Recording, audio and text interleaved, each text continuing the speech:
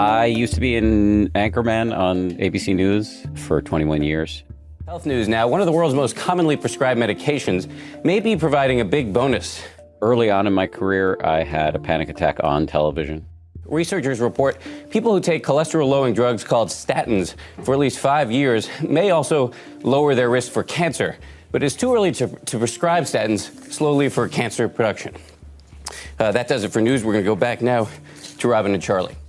And that panic attack was the result of many causes and conditions, but one of those was cocaine, which I had started using after spending a lot of time in war zones for work. And I wasn't high on the air when I had the panic attack, but it was my intermittent use of the drug was enough, according to the shrink who I consulted after the panic attack, to change my brain chemistry and make it more likely for me to freak out. So after I had that conversation with the shrink after the panic attack, I stopped doing cocaine and I started seeing that shrink for many years. And through that experience of therapy, I ultimately stumbled into the world of meditation. You're listening to Undimmed, a podcast about living a clear life without dimmers. I'm Cecily Mack. And that was Dan Harris you just heard, the creator of 10% Happier, a meditation app, podcast, and a book. And as you heard him say, he was also an anchor for ABC News.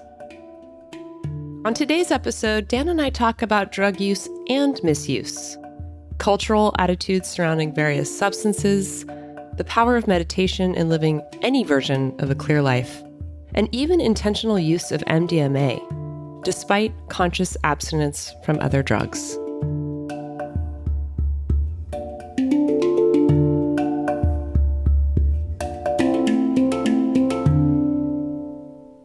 You said just now that you started using cocaine after your experiences in war zones. Is that right?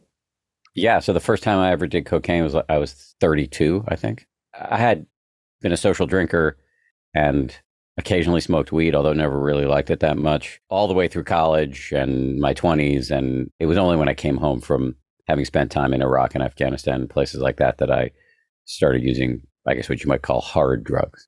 Mm-hmm, mm-hmm. And you've done so much work to understand why and grow out of this. What do you see now as the reason for why after war zone experiences, after years of kind of experimenting and being a social partier, you end up getting into the hard stuff? I think there's a reasonably simple answer, which is that I'd never been to a war zone until I turned 30 and 9/11 happened and I was sent to Afghanistan. And then that was the first of many trips to hostile places. And the truth is that I liked that experience. That's not to say that I like violence. I don't. But there's something very thrilling about being in a place you're not supposed to be, living through it, and getting on television in the process. It's quite a heady mix. And it felt very important, the work. It felt adventurous. There was certainly the aspect of ambition that's in there too. And then I would come home, and even though my life at home was pretty exciting, I was getting to fill in on Good Morning America and cover big stories all over the States. That's not quite the same as getting shot at. And I missed the adrenaline. I wasn't aware of that. If I had been aware, if I had had some mindfulness, I probably wouldn't have fallen into this trap. But I think in hindsight, it's pretty clear what happened was that I was getting depressed when I came home because I was withdrawing from the excitement, the adrenaline.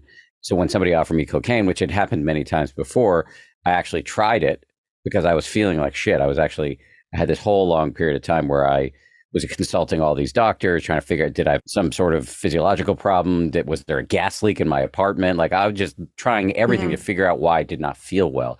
And somebody offered me some cocaine. I was like, I'll try this. And boom, immediately I felt better. Not the next day, but in that moment, I felt great. And so it wasn't like I became a hardcore addict. Sure. I would use it when I would go out and party with friends. So I was never doing it alone. I wasn't doing it during work hours.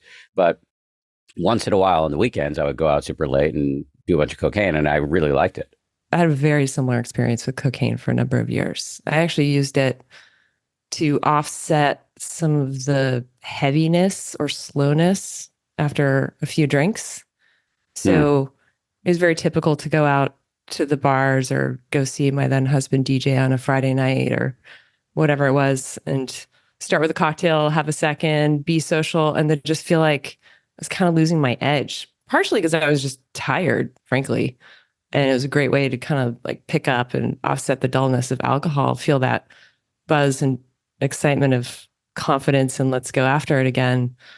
But, this other interesting piece of it, I think that some of us experience is there's this, not only the adrenaline of the high, but the adrenaline of almost completely screwing up your life and not.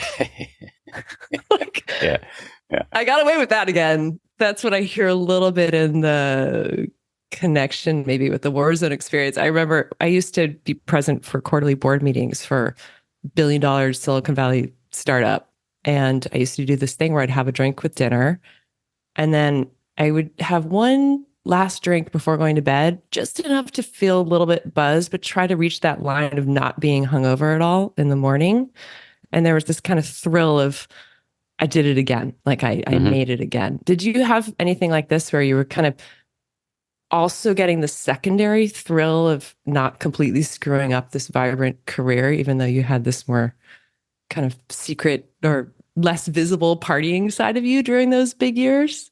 For sure. I mean, it's like, I don't know how old you are, but I'm 52, Gen X, and cocaine was like the worst drug. I was raised on like Just Say No, and the ads where they fried an egg in a pan and said, "This is your brain on drugs," et cetera, et cetera. And then there was a famous basketball player from my town, from Boston. He was on the Celtics, Len Bias, who died after doing a little bit of cocaine. And so that happened when I was young. And so cocaine was like the drug you don't do. Yeah. And so doing that, it really felt like, yeah, I'm pulling one over on the universe. Yeah, totally get it. I'm 49, same era, your brain on drugs. But yeah, no, anytime you get to that moment where you're really pushing the envelope on safety, there is that kind of other thrill. And one of the things that we spend quite a bit of time thinking through here is actually this special place that alcohol use actually holds on the spectrum between cocaine and then something as benign, but that we could easily be addicted to as food, right? And I know you have your own journey with food, and we all use food in different ways at different times, but it's really easy to say, well, okay, cocaine is bad. You can put that in a don't do, it's illegal, it's an illicit drug, it can kill you box. And then over on the other end of the spectrum, there's food, which, well, we do have to consume every day, but we could certainly abuse it as well in a way to kind of dim out or escape from feelings or whatever monkey business we have going on. And then alcohol is sort of this interesting place in the middle where it's very socially sanctioned. Yeah. It's everywhere. It's not necessarily terrible to drink on occasion the way we could frame cocaine. But there's also this real growing awareness around how it may be misused, and it's actually maybe not as healthy or acceptable as we previously believed. What's your experience been with alcohol in all of this? I know cocaine's been kind of the headline of your story, but did you also have an experience or a shift in how you were drinking in this evolution?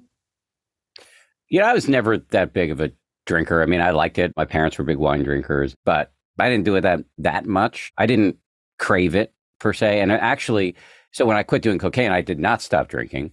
But a couple of years later, I developed, I probably allergy is the wrong word, but intolerance, so that any form of alcohol, as soon as I would sip it, I would feel hungover immediately. So I just stopped drinking. And that was really not a problem. So I didn't stop drinking because I had a problem with it or that I just approved of it. I didn't agree with me anymore. And so I stopped. And you don't really miss it other than once in a while when people are having a drink socially. It would be nice because I always loved the taste of alcohol. It would be nice to have one, but it's really not something I think about much.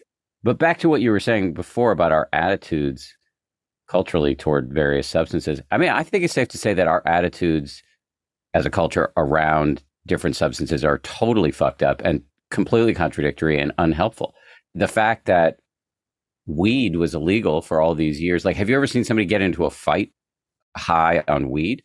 But alcohol is incredibly addictive and can have all of these problematic behavioral consequences.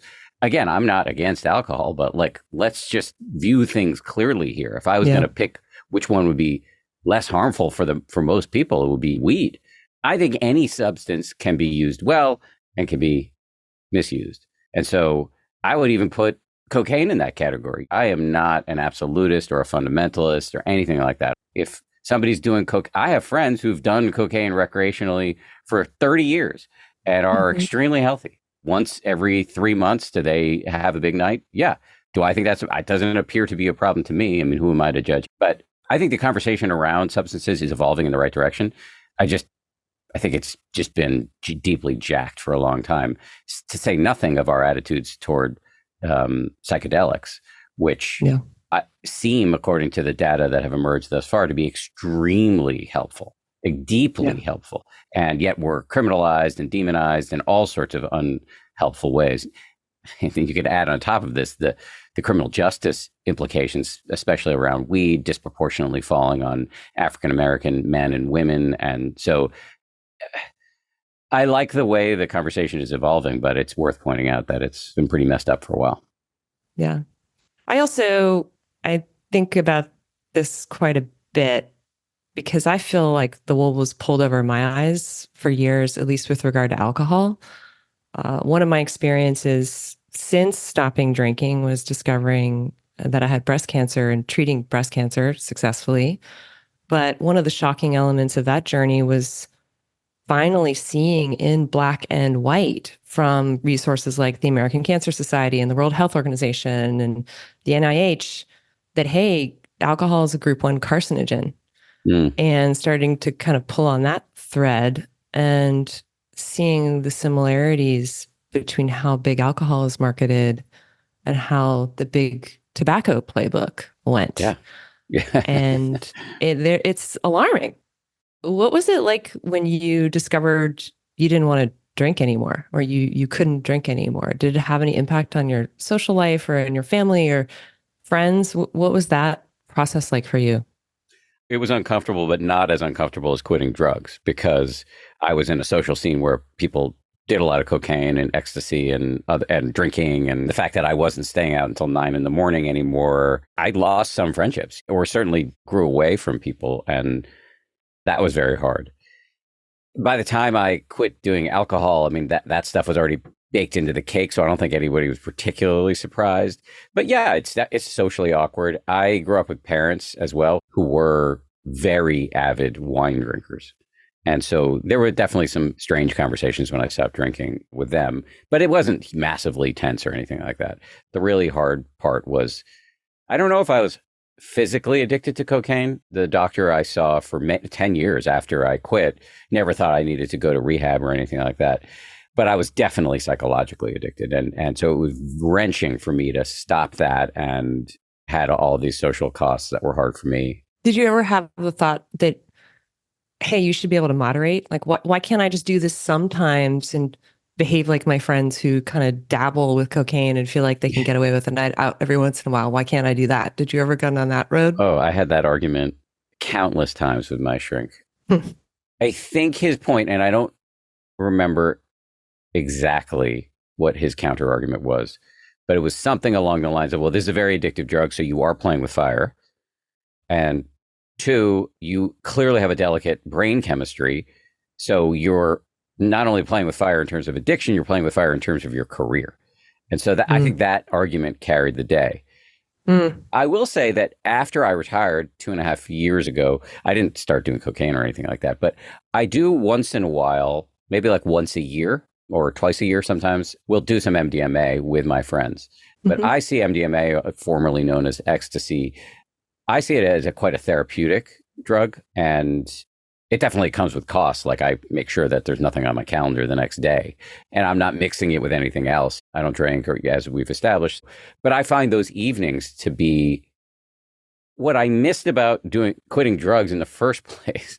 What I missed after I quit drugs was the social aspect. And so doing MDMA, which does release all this dopamine and serotonin into your brain, I'm probably getting the neurotransmitters wrong, but it does release all these cuddly chemicals into your brain. And being up late with my friends now, it really is, for me, meaningful, very meaningful. And I don't think it's a coincidence that MDMA is now increasingly being used in clinical settings with very positive outcomes. And so, yeah, I didn't want to come on the show and pretend that I'm somehow a teetotaler. I'm kind of deeply influenced by, I'm probably going to mangle this, but I'm an attempting to practice Buddhism guy. And there are these precepts, these kind of like promises you make, like, I'm not going to kill anybody. I'm not going to steal anything. I'm not going to misuse my sexuality. What I like about Buddhism is that these precepts, unlike the commandments, are kind of up to you to interpret.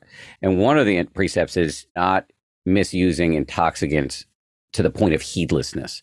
And again, I might be mangling this, but no, you got it. It's the fourth precept. Okay. It's about non-intoxication. But the key to me is like to the point of heedlessness. And so like it is kind of up to you how, you know, it's up to you, have to use your mindfulness and your judgment to figure out like what's the appropriate use. And you said this earlier, there are many things that could be considered intoxicants, from food to gambling to sex. It's anything that the mind is going to cling to.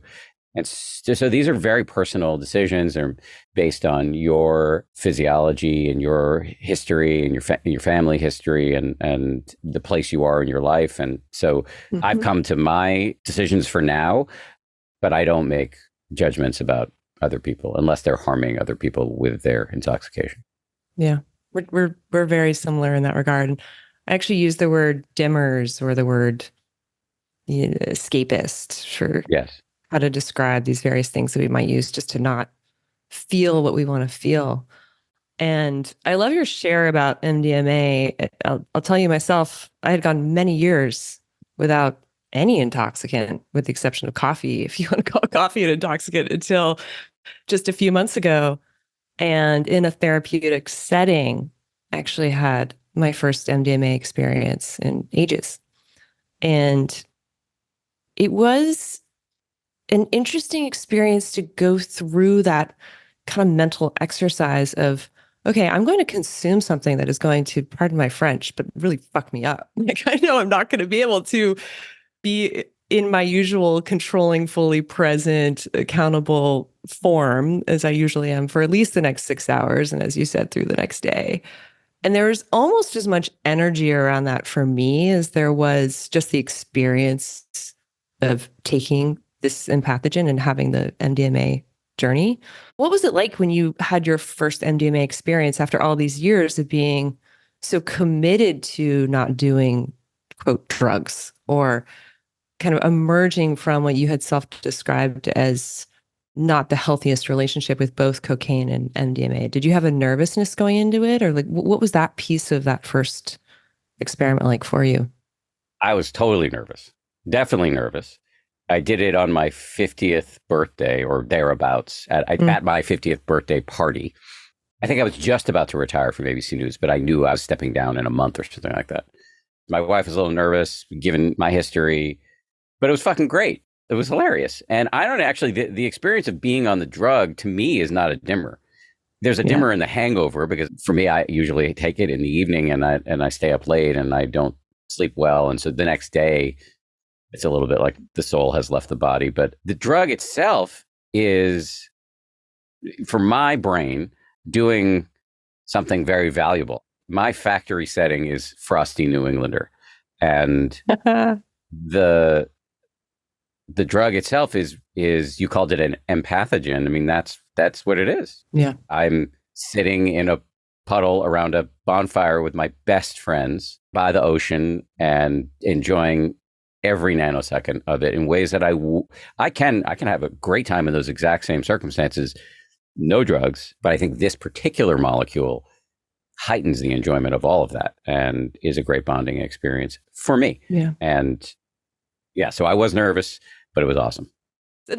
You refer to this as mindful consumption, right? Yes. This is like conscious use of something that is a different experience for everyone.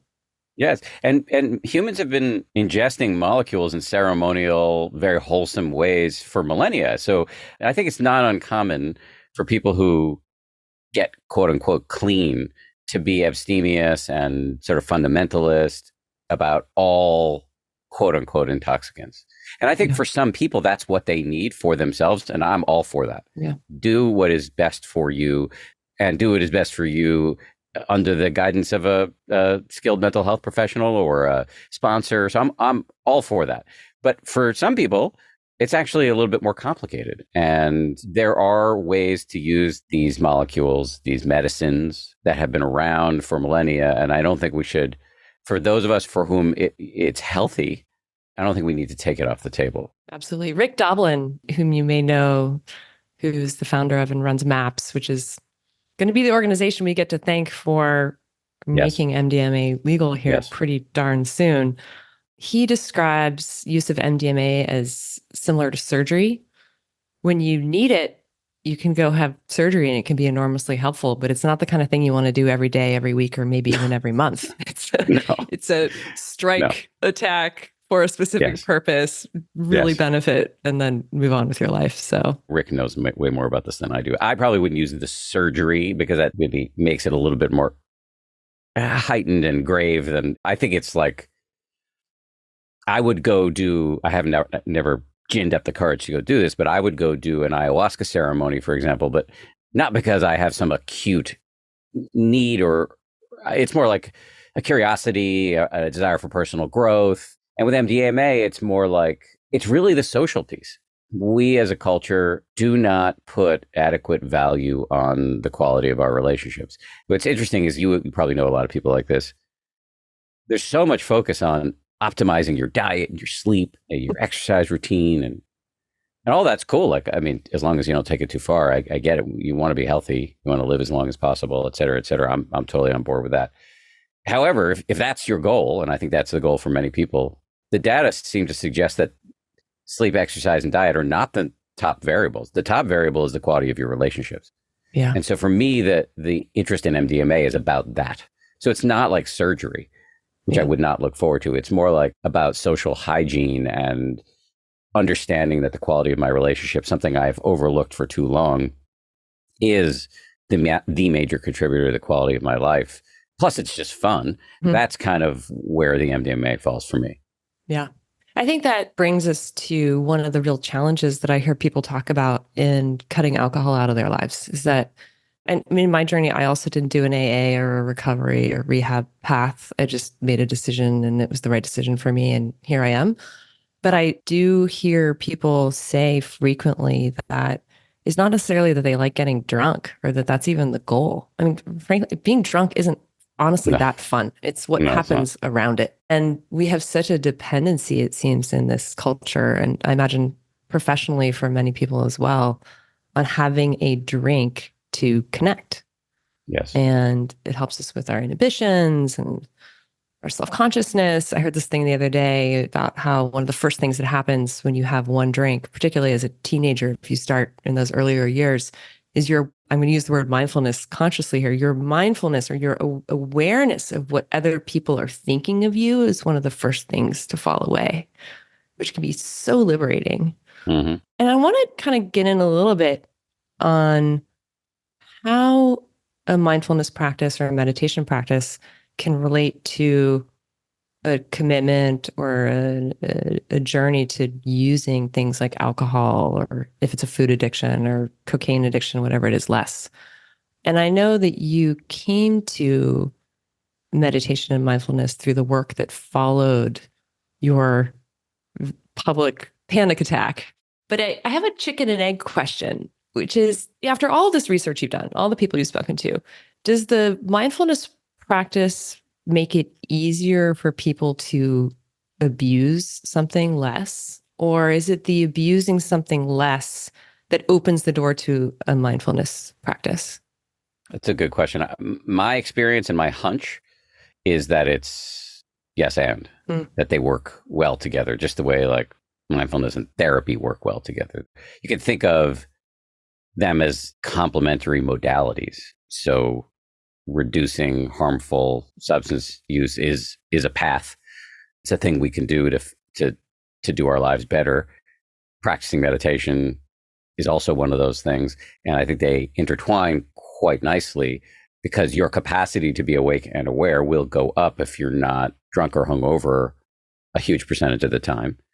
And again, I haven't had much of a problem with alcohol, but sometimes I struggle with overeating, especially cookies, because I'm lonely or bored or hungry or tired or whatever.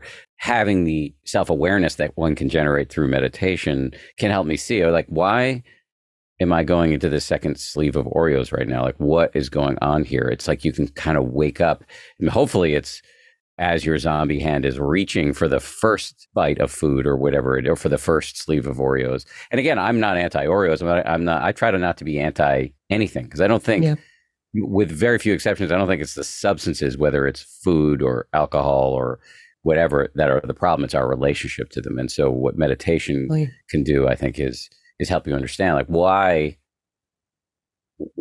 am I going for this thing right now? And when I'm eating, for example, am I full?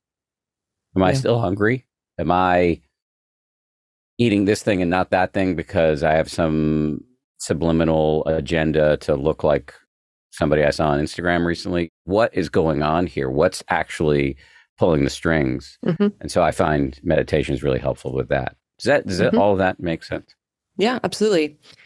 But it also, it helps me get at a question I'm really struggling with right now. Maybe you can help, which is whether or not we need some form of a mindfulness or meditation practice to actually overcome some of these impulsive tendencies. And the reason I ask is that people coming out of habit loops or addictions, there's the stopping the thing, right? We can stop the thing. Sometimes it's a medical reason why we have to stop, or there's a professional reason we have to stop. There are all these examples. But at some point, we're going to have to take a look at why we were doing it in the first place. It's the deeper work happens. And AA is a tool for many people, and there are other more creative and fresh approaches to how to get beneath the surface on our why. But I keep coming back to this sense that we do need to have some baseline level of self-awareness and mindfulness to observe our minds, to see and kind of hopefully grok why we're doing what we're doing, and then from a place of agency and choice, shift the behavior. And there are a lot of people who are still very resistant to meditating. They're very hesitant to embrace any type of a mindfulness practice. And I guess I'm wondering, is that a problem for people who want to transform their relationship with something that's not doing them any favors? Is it a requirement in some form? The short answer is I don't know. I can give you a longer answer, which is my suspicion is it would be helpful for most people. And I'm not sure it's a must. I mean, I've never been to AA. I have a non-trivial amount of friends who are deep in the program. And from what I can tell, from what I've learned about AA from the outside, is that it's very impressive.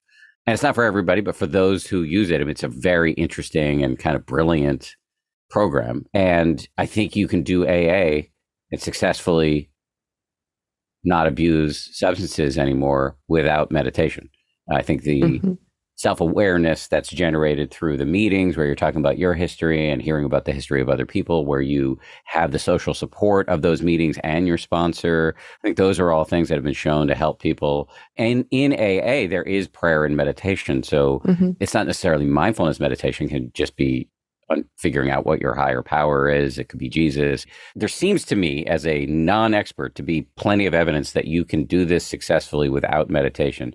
And my hunch is, as somebody who meditates, that it would be very helpful. I'm with you in that I think it can go either way, which is why the answers are not linear and simple. And I think what you're hearing a little bit in my evasiveness is, first, some true humility about like what I know and don't know. And I'm not an expert in addiction. I'm an expert in my own addictions, but not in addiction generally. So that's one thing. And then I think the second thing is this real desire not to be overly prescriptive, to understand that everybody's mind and life is different, and not to inappropriately extrapolate from my own experiences to then preach to other people that you must do X or Y or Z. And I know people who are devout AA attendees who have no meditation practice, who are very successfully clean and sober for decades. So Hmm. yeah, I think all of that is why I'm trying to be careful. Sure. Sure. It's really all we can do is have our own experiences, share what we feel like might be helpful to others. What's your practice like today? What's your cushion practice? I try to do like an hour a day, but not necessarily all in one go. Mm. On the best days, I wake up, I usually go right to writing. I'm something like 6 years into writing the sequel to 10% Happier, which is not going to be Oh, called cool. 20% Happier. So I usually spend an hour and a half or two writing first thing in the morning, and then I will sit. Again, these are the days where my schedule is the way I like it to be. And I usually sit for 45 minutes or something like that, maybe even an hour. And then I will go back and write for another hour and a half. Then I'll exercise. And then I'll go back to writing. And usually at that point, it's afternoon and I get sucked into being interviewed or interviewing other people or having meetings or whatever. But on the great days, I actually just go back to writing and I stay writing all day. And then I will often meditate again, but I do walking meditation before bed. I get really restless. I have a lot of fidgetiness and sometimes that can interrupt my ability to sleep. I think a lot of it's tied to anxiety. And so I find that walking meditation for 15, 20, sometimes 30 minutes right before bed is really helpful. And if I can't sleep, I get up and do it again until I can. Do you have any practices that or habits that you're trying to nurture or evolve beyond maybe consistency and having more days that are by your design than by others? It's the last thing you said is the thing I work on a lot, which is having my days be my design, not others. And I've serially divested myself from many jobs over the last couple of years. Yeah. And I'm still kind of overloaded, which is my own fault. I have this executive coach who's a great guy, Jerry Colonna, and he has this question he asks people: how are you complicit in the conditions you say you don't want? And so when I complain about being overloaded, I usually go right back to, well, whose fucking fault is that? So trying to prioritize, not overcommit, that's a big practice. Getting outside is really helpful. And I like to get outside first thing in the morning. I also like to write first thing in the morning. So it kind of depends where I'm at in the process. If I'm rewriting and I can take my sheets of paper outside, then that's great. But often I actually need to be at the computer doing something. And so it's hard to do that outside unless I take a laptop out, but you can't really do that in the winter. And so anyway, I'm getting into boring technicalities here. No. But I would, just as a short answer to your question, the other habit that I'm working on, aside from having a schedule that's a little bit less full and more in my control, is more time outside, particularly early in the day. I love it. And before we let you go, anything you can tell us about what's next for you or this book that you've been working on for 6 years? Yeah. So I just put out a revised edition of my first book, which is called 10% Happier, a 10th anniversary edition of the book. I can't believe it's 10 years old. So I rewrote like a preface and an introduction about like what's changed in these last 10 years. And then at the end of the book, I put in a bunch of meditation instructions, very kind of detailed thoughts about how you can knit this into your life and how you can do the practice. So that's something. I host my own podcast, which is quite a big lift. It's 2 and sometimes 3 episodes a week where we talk to all sorts of interesting people. And then most of what I spend my time doing is writing this next book, which I believe will come out next year at around this time. It kind of depends on how the writing goes from here, but I believe there's some chance it will come out in spring of 25, if not probably fall of 25. But I really am looking forward to being finished with this thing. Awesome. Any clues as to what it's about? Yeah, it's about love, taking on the small subjects here. Wow. It's kind of what we were talking about before, that if you're interested in being healthy and happy, most of us are looking in the wrong place. And that actually it's the quality of our relationships that is the number one variable. And so I use the word love because I find it usefully provocative. But when I use love, I'm not just talking about romantic relationships. I'm talking about everything: family, friends, colleagues, strangers, the so-called, and this is a scientific term, micro interactions that we have all day. And then, and this is key, your relationship to yourself. So my intuition is that there's been a pretty good body of work I would like to see more of it, but there's been a pretty good uptake around what's called self-compassion or self-love, sometimes misunderstood. And then a reasonably good body of work around what's called social hygiene, the importance of having good relationships. This book is really about combining those two and calling all of that love and adding in the fact that these are all skills and there are lots of practices you can do that are not complex that you can knit into your life. And this is what is most likely going to help you be happy, successful, and healthy. And is kind of like the habit, the Uber habit, that if you can get this stuff right, all the other things you're trying to do in your life will get easier. Beautiful. It sounds like medicine that the world needs right now. So I'm so grateful that you're writing it, and I can't wait to read it. This is really what it's all about, whether it's what we're seeing from Vivek Murthy talking about this, what we're seeing in kids' mental health issues, even in this field of kind of overcoming things we do to escape. It's all relational. It's all about each other and ourselves. So that is just music to my ears. And I appreciate you sharing a little bit of it with us. It's been so nice to speak with you, Dan. Thank you for your candor and your openness and kind of willingness to share a bit about some of the layers of your experience that I hadn't read about or heard about yet. So I feel fortunate for that. Thanks. Thanks for having me on. Absolutely. Take care. Ciao. Bye-bye. That was Dan Harris, a best-selling author, podcaster, meditator, and former news anchor. Dan spent 21 years with ABC News, where he hosted Nightline and the weekend editions of Good Morning America. He also spent years in the field covering combat, natural disasters, and presidential campaigns. After having an on-air panic attack, he turned to meditation, which he always thought was for robed gurus and unwashed hippies. In 2014, he published the #1 New York Times best-selling book, 10% Happier. In 2016, he launched the 10% Happier podcast, which now has over 600 episodes and regularly ranks among the top 200 shows globally. You've been listening to Undimmed. I'm Cecily Mack. If you want to be sure to catch future episodes, please subscribe to Undimmed on Apple, Spotify, or wherever you get your podcasts. Undimmed is part of a larger movement called Clear Life. It's an exploration of what it means to live clear without dimmers that can interfere with our intentional, present way of being. It's really about tuning in to our truest selves. To learn more about Clear Life, you can go to my website, cecilymack.com, that's CECILYMAK, or subscribe to my Substack, also under my name. Undimmed is produced by Joanne Jennings. Mateo Schimpf mixed and mastered the show, and the great Lara and Sarah composed and recorded our music. Thank you for joining us. Be well.